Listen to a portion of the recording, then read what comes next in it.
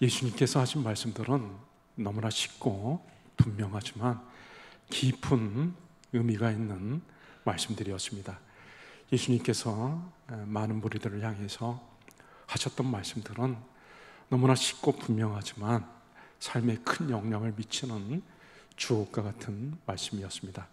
많은 무리들이 모였을 때 예수님은 공중에 나는 새를 바라보시면서 저 공중에 나는 새를 봐라. 저 새들은 노동도 하지 않고 저축한 것도 없지만 하나님께서 저 새들을 기르신다. 저 들의 백합화를 가리키면서 저 백합화를 보라. 저것들은 일도 하지 않고 저축한 것도 없지만 하나님께서 솔로몬의 옷 입은 옷보다도 더 아름답게 영광스럽게 입히셨다라고 말씀하셨습니다. 예수님은 오늘 제자들에게 나는 참 포도나무다라고 말씀하셨습니다. 우리는 포도나무에 대해서 잘 알지 못할 수 있어도 이 말을 들은 예수님의 제자들은 예수님이 참 포도나무라고 했을 때 그 말씀의 뜻을 쉽게 이해할 수 있었습니다. 왜 그런가 하면 이스라엘 땅에는 온통 포도나무들이 많이 있었기 때문에 그런 것이죠. 길거리에 나가서 조금만 돌아다녀 보면 포도나무를 발견할 수 있을 정도로 이스라엘의 주요 산업 중에 하나가 바로 포도 산업이었던 것입니다.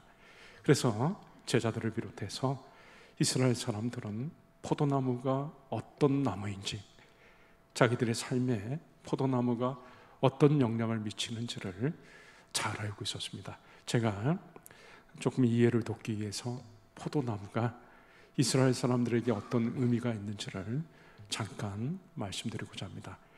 이스라엘 땅은, 중동 지역 땅은 우리와 기후가 매우 다릅니다. 낮에는 막 그냥 내려찌는 그 기후로 인해서 사람들이 견디기 힘들 정도로 숨쉬기가 버거울 정도로 그렇게 광야에 찌는 그 더위는 감당하기가 어려울 정도입니다. 그리고 건기가 되어가지고 계속해서 햇빛이 내려지게 되면은 이제 다 말라 비틀어지게 됩니다. 땅들에 있던 물들이 다 말라버리고 이제 땅이 다 쩍쩍 마치 거북이 등 모양으로 갈라져 버리게 되는 거죠. 이때 가장 더워서 가뭄일 때 포도가 놀랍게도 아주 잘 싱그럽게 익어가고 있고, 그러다가 이제 포도를 재배해 가지고 이스라엘 백성들이 포도주 틀에서 포도를 밟으면서 즙을 내고 그것으로 포도주를 만들어냅니다. 그러면 물이 없어가지고 가뭄 가운데서 힘들어하던 백성들에게 이 포도로 만든 포도주는 생명과 같은 역할을 한 것이죠. 그러니까 이스라엘 백성들에게 있어서 이 포도주라고 하는 것은 물을 대신해서 생명과 같이 아주 반갑고 귀한 것으로 인식이 되어졌던 것입니다. 그리고 또 이 포도라고 하는 것은 포도주를 만들 때 그 이스라엘 백성들이 그때 가장 큰 기쁨을 누릴 수가 있었던 것입니다. 사사기에 보면은 요담이라고 하는 사람이 포도나무 얘기를 하면서 이 포도나무 보고 비유로 나무들 보고 네가 왕이다라, 네가 왕이다라 했을 때 포도나무는 정중하게 거절하면서 이렇게 얘기합니다. 나는 하나님과 사람들을 기쁘게 하는 나무인데 내가 이런 역할을 그만두고 왕이 될 수 없다. 이 포도나무는 하나님과 사람을 기쁘게 하는 나무로 그렇게 인식을 할 정도로 사람들에게는 이 포도나무가 참 반가운 나무인 것입니다. 그래서 이스라엘 백성들이 최고의 기쁨에 대해서 얘기를 할 때는 포도를 재배해 가지고 포도주 틀을 밟으면서 그 포도주로 만드는 그때의 기쁨을 최고의 기쁨으로 인식을 했었던 것이죠. 그리고 또 이스라엘 백성들에게 있어서 포도라고 하는 것은 평화를 상징하기도 합니다. 포도가 열매로 나타나기 위해서는 정성이 기울여져야 되고 많은 시간이 필요로 합니다. 포도 농사가 잘 되기 위해서는 일단은 주인이 포도원을 잘 조성을 해야 됩니다. 그리고 포도나무를 심고 잘 관리를 해야 됩니다. 그래서 여러 해가 지난 다음에 드디어 포도나무에서 열매가 맺히게 되는 거죠. 그래서 포도나무 열매가 맺혔다라고 하는 것은 상당한 시간이 흘렸다는 것을 얘기를 하는 것이고, 그 나라에 전쟁이나 어떤 어려운 일들이 있지 않았다, 크게 흉년이 든다든지 전쟁이 있다든지 하면은 포도가 열매를 맺을 수가 없는 거죠. 포도가 잘 열매를 맺었다라고 하는 것은 나라가 평화스러웠고 전쟁이 없었다라는 것을 말을 하는 것입니다. 그래서 실제로 솔로몬 왕 때 나라가 너무나 평화스러웠었고, 그래서 그때 평화스러운 때를 성경에서는 이렇게 말씀하고 있는데요. 유다와 이스라엘이 단에서 브엘세바에 이르기까지 포도나무 아래에서 안연히 살았더라. 이 솔로몬 왕 때 나라가 전쟁도 없고 너무나 평화스러운 것이죠. 그래서 포도나무를 본다는 것 자체가, 포도나무 열매를 본다는 것 자체가 이스라엘 백성들에게는 마음이 편안하고 그리고 기쁨이 있는 것이었습니다. 그런데 예수님께서 오늘 1절 말씀해 보시면 자신이 참 포도나무다라고 말씀하셨습니다.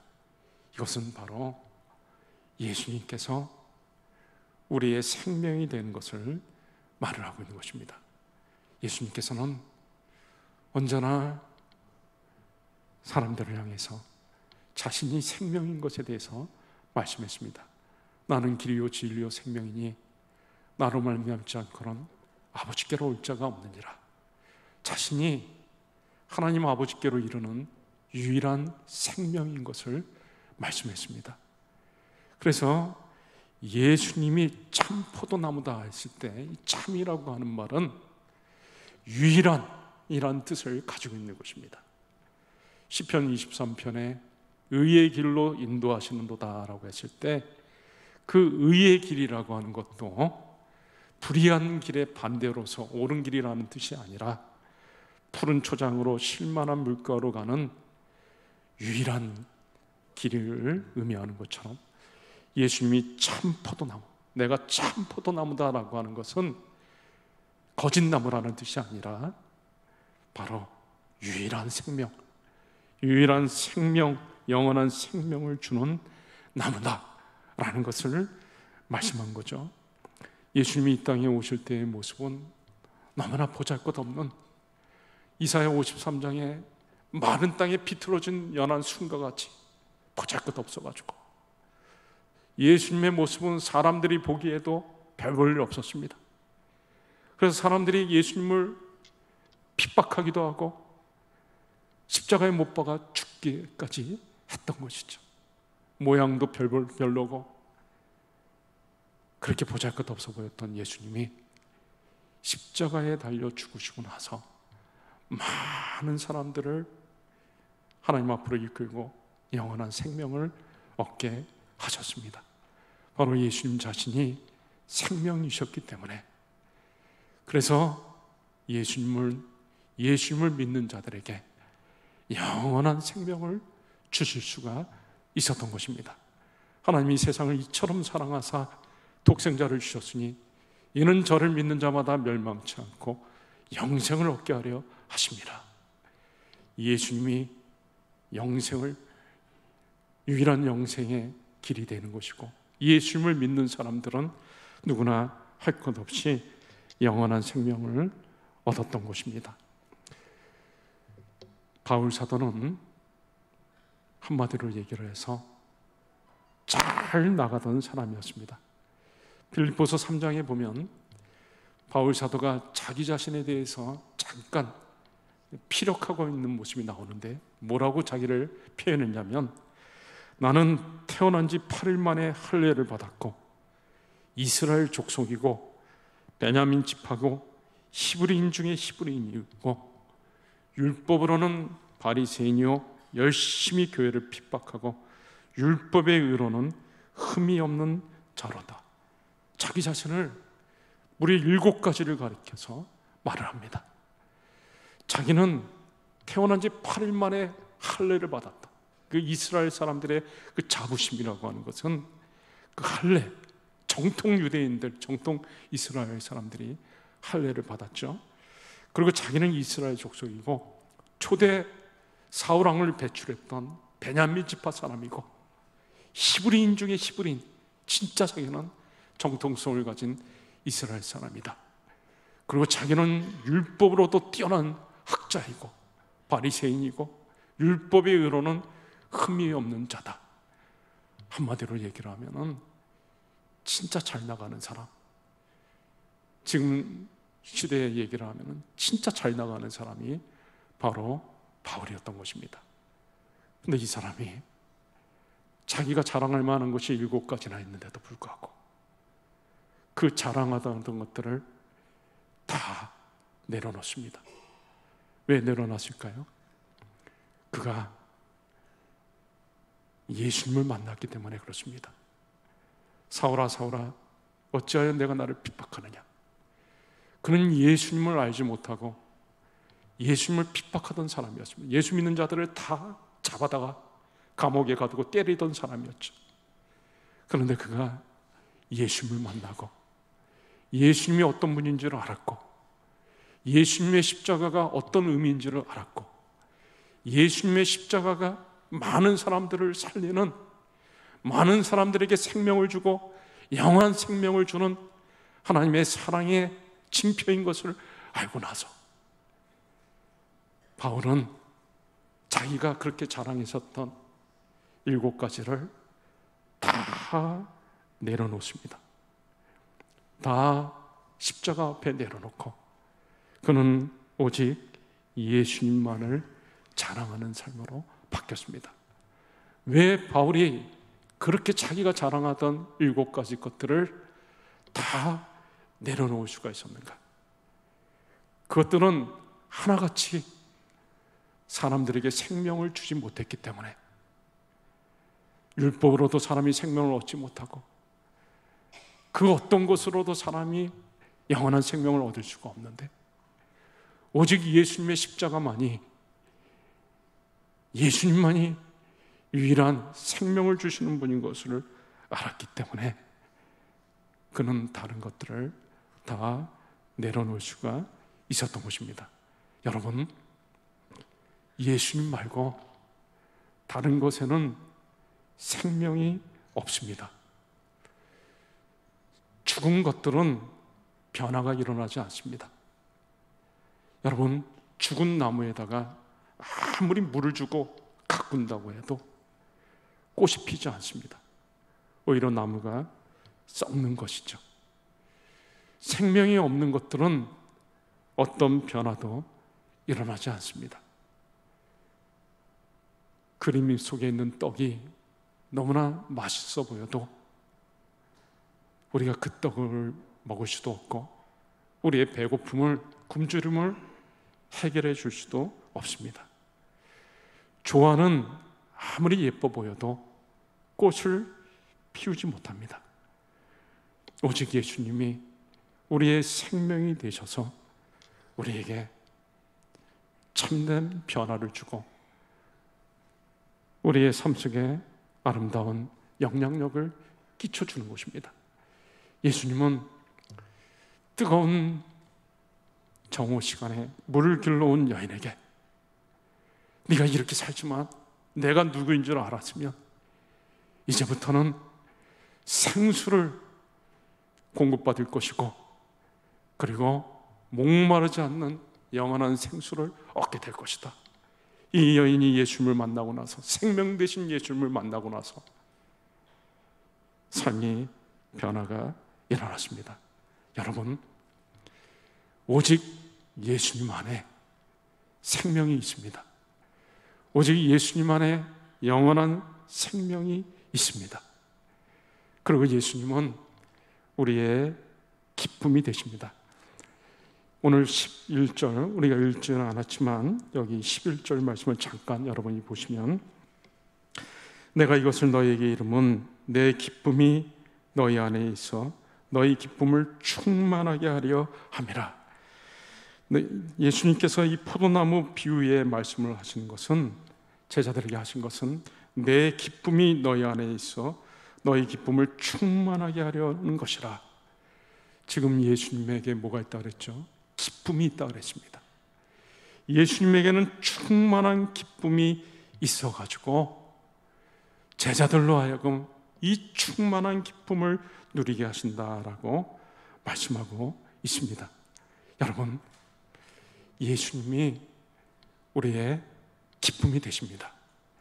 그리고 예수님은 우리의 평화가 되십니다.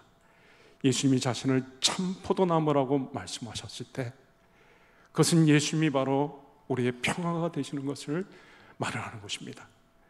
우리는 하나님도 알지 못하고 예수님도 알지 못하고 이 세상에서 살다가, 이 세상 흘러가는 대로 살다가, 정신없이 살다가 삶을 마치는 불쌍한 사람들이었습니다.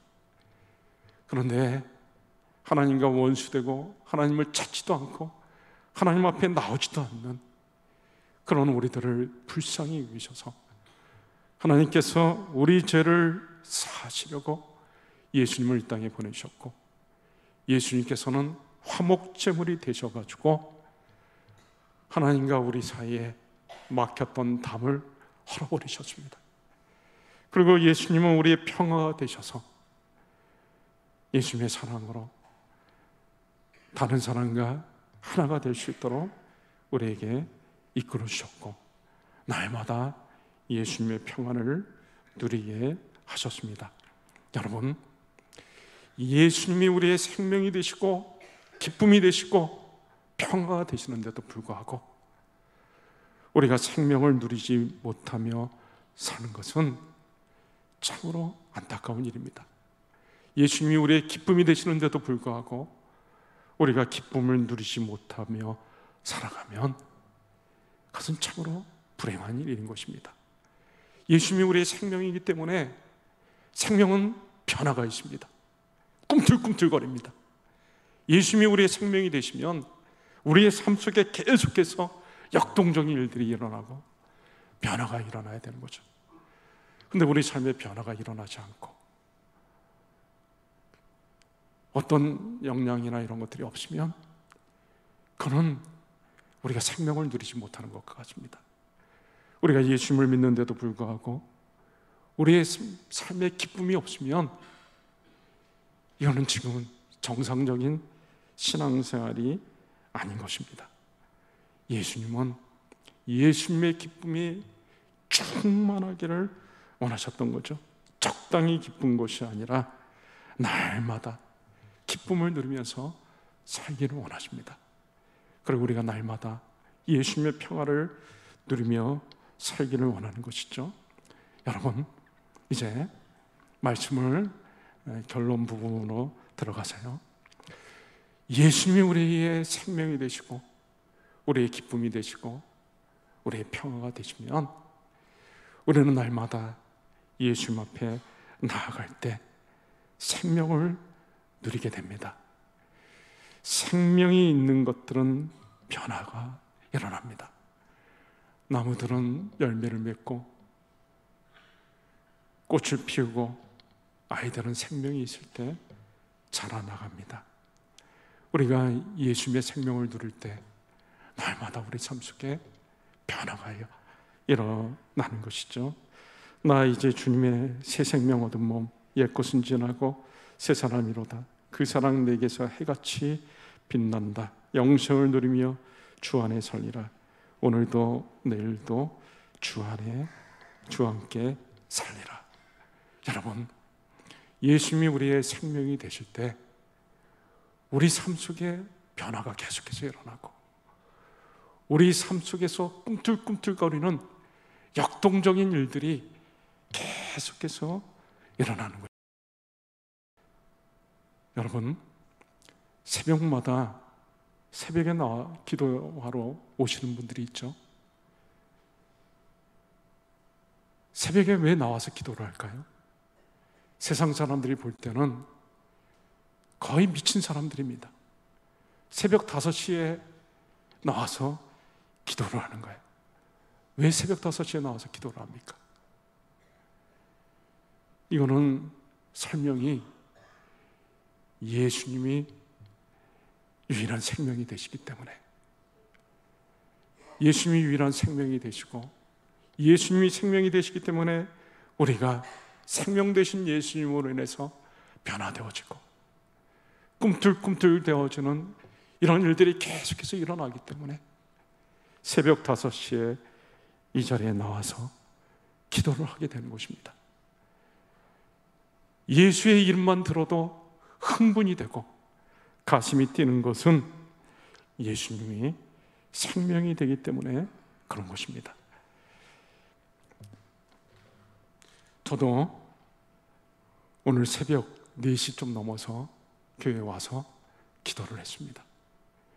그리고 또 말씀 준비하는 것도 더 다듬고 이렇게 하죠. 왜 새벽 4시 좀 넘어서 교회에 와서 기도하고 말씀 또 다듬고 이런 시간들을 가질까요? 예수님이 생명이시기 때문에, 생명의 말씀이 증거되어져서 한 사람이라도 예수님의 생명을 누리고 예수님을 만나고 예수님을 경험하고 삶이 변화되어지는 것들을 간절히 고대하기 때문에, 예수님이 생명이 되시기 때문에 그런 일을 하는 것입니다. 요즘 우리 교회에서 토요일 오전마다 장로님 한 분이 교회에 오셔서 교회 앞에서 전도를 합니다. 건빵 나눠주고 또 물 500리터짜리 나눠주면서 전도지 이렇게 붙여가지고 나눠주면서 사람들한테 이렇게 교회 나오시라고, 우리 교회 나오시라고, 그리고 또 남자분들한테 이렇게 격려도 해주고 어깨도 이렇게 감싸고 하는 걸 제가 보았습니다. 교회 돈으로 하는 게 아니에요. 자기 돈으로, 자비로 건빵이랑 물을 사가지고 전도지를 만들어서 이렇게 전도하는 거죠. 이 더운 여름철에 세상 사람들이 볼 때는 이해가 안 되는 것입니다. 이 장로님이 왜 그렇게 할까요? 왜 그럴까요? 이유는 한 가지, 답은 딱 한 가지. 예수님이 생명이시기 때문에 그 생명 되신 예수님을 전해서 사람들로 하여금 생명을 얻게 하고 생명을 누리게 하기 위한 것이죠. 많은 성도들이 이 모양 저 모양으로 주의 몸된 교회를 위해서 수고하고 헌신하고 또 수고하는 사람들을 격려해주고 이런 귀한 일들을 하고 있습니다. 왜 그럴까요? 이유는 한 가지, 예수님이 생명이 되시기 때문에 그런 것입니다. 우리가 예수님 앞에 나아갈 때 우리는 진정한 기쁨을 누립니다. 성령의 열매 중에 두 번째가, 오직 성령의 열매는 사랑과 실학에 대해서 얘기를 합니다. 그러니까 성령의 열매는 기쁨, 즐거움을 말씀하고 있죠. 예수의 영이신 성령께서 우리와 함께 할 때 우리가 기쁨, 즐거움, 행복이 차고 넘치는 것입니다. 우리가 예수님 안에 나아갈 때, 예수님께로 나아갈 때 우리 삶의 기쁨과 즐거움과 행복이 넘치는 것이죠. 슬픈 마음 있는 사람, 예수 이름 믿으면 영원토록 변함없는 기쁨 마음 얻으리. 예수의 이름은 세상의 소망이요 예수의 이름은 천국의 기쁨일세. 예수님께 나아갈 때마다 점점 우리의 기쁨이 커지고 행복도 커지는 것입니다. 여러분, 우리의 기쁨, 행복은 나이와 무관합니다. 어떤 분들은 나이가 많아진 것에 대해서 후회하시는 분들도 있어요. 그런데요, 여러분 한번 잘 생각해 보세요. 예수를 잘 믿는 사람들은 나이가 먹을수록 더 기뻐지는 게 맞겠습니까? 아니면 나이가 많을수록 더 슬퍼지는 게 맞겠습니까? 나이가 들수록 예수를 잘 믿는 사람들은 더 행복해지는 것입니다. 왜 그런가 하면요, 겉사람은, 우리 육체는 점점 약해집니다. 그렇지만 우리 속사람은 날로 새로워집니다. 예수님과 함께하는 시간들이 더 많아졌고, 예수님에 대해서 더 많이 알았고, 예수님의 사랑을 더 경험했고, 예수님과 동행하는 시간들이 더 커지고, 그럴 때마다 예수님이 주시는 기쁨, 예수님이 주시는 즐거움들을 만끽하며 살기 때문에 더 행복한 것입니다. 그리고 예수님이 주시는 기쁨은 환경과도 무관한 것입니다. 바울이 빌립보 지역에서 복음을 전하다가 귀신 들린 여자 한 사람을 고쳐주었습니다. 그것으로 인해 가지고 감옥에 갇히게 되었는데요, 두들겨 맞고 매를 맞고 밤이 되면은 맞은 자리가 아프고 쑤시고 그럴 텐데, 밤이 돼가지고 오히려 바울이 감옥에서 막 찬양을 부르면서 하나님 앞에 예배하고 기도하고 그런 시간을 갖습니다. 바울이 좀 돌았나요? 바울은 감옥에 있어도 자기가 예수님과 함께 하고 있었기 때문에 기쁘고 즐겁고 감사하고, 그러니까 그 밤 시간에도 하나님을 향해서 찬양할 수가 있었던 것입니다. 여러분, 우리가 예수님한테 나아갈 때 우리 마음이 기쁘고 즐겁고 더 행복하고 더 모든 것들을 만끽하면서 살게 되는 것입니다. 우리가 예수님 앞에 나아갈 때 우리의 기쁨은 지난날의 어떤 고통과도 무관합니다. 지난날에 참 좋지 못한 일이 있었고 많은 어려움들이 있었다 할지라도, 그것이 지금 나의 삶에 영향을 미친다 할지라도, 지금 예수님이 나와 함께하고 있으며 지금 예수님이 나와 함께하고 있는 것들로 인해서 조금도 위축되지 않고 기쁨을 누릴 수가 있습니다. 그리고 우리가 예수님 앞에 나아갈 때 진정한 평안이 우리들의 마음속에 자리를 잡습니다. 오늘 새벽에 우리 부목사님이 새벽 기도회를 인도하는데 찬송가 419장 주 날개 및 내가 편안히 쉬네, 그 찬양을 불렀어요. 근데 제가 그 찬양을 열심히 부르는데 주 날개 및 내가 편안히 쉬네, 방귀고 비바람 몰아쳐도 아버지께서 날 지켜주시니 거기서 편안히 쉬리로다. 주 날개 및 평안하다, 그 사랑 끊을 자 니뇨. 주 날개 및 내 쉬는 영혼 영원히 거기서 살리. 그 찬양을 부르는데 제 마음이 그냥 너무 평화스럽고 너무 마음이 안심이 되고 기쁨이 되는 것입니다. 왜 그럴까요?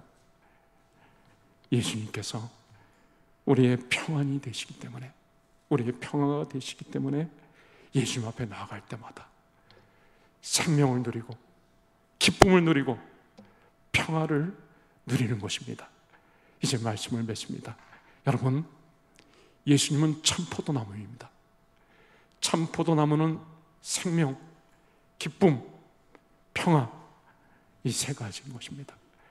여러분이 삶 속에 매일매일의 삶 속에서 참 생명을 느끼고 있고 여러분이 변화되어지고 꿈틀꿈틀하는 그런 역사가 있고, 그것은 바로 예수님 앞에 나아갈 때 그런 생명을 누리는 것이고, 여러분에게 진정한 기쁨, 행복이 있다면 그것은 바로 예수님 앞에 나아갈 때 예수님의 기쁨이 여러분들의 마음에 가득하기 때문에 그런 기쁨을 누릴 것이고, 여러분들의 마음속에 진정한 평안이 있다면 그것은 바로 예수님 앞에 나아갈 때 예수님이 주시는 평안이 여러분들의 마음을 사로잡을 때 그렇게 될 것입니다. 오직 예수님 앞에 나아가 참된 생명과 기쁨과 평안을 누리는 저와 여러분들이 다 되실 수 있기를 주의 이름으로 축원합니다. 이 시간에 우리 말씀 붙잡고 한 1, 2분 정도만 같이 간절히 기도할 때, 예수님은 참포도나무시고 우리에게 생명과 기쁨과 평안을 주시는 분이십니다. 우리에게 참된 생명과 기쁨과 평안이 없으면 우리가 예수님 앞에 나아가지 않기 때문에 그런 줄 압니다. 이 시간에 기도할 때 우리의 생명이 되시고 기쁨이 되시고 평안이 되시는 예수님 앞에 나아가 참된 생명과 기쁨과 평안을 누리는 삶이 되게 없어서 같이 기도하시겠습니다.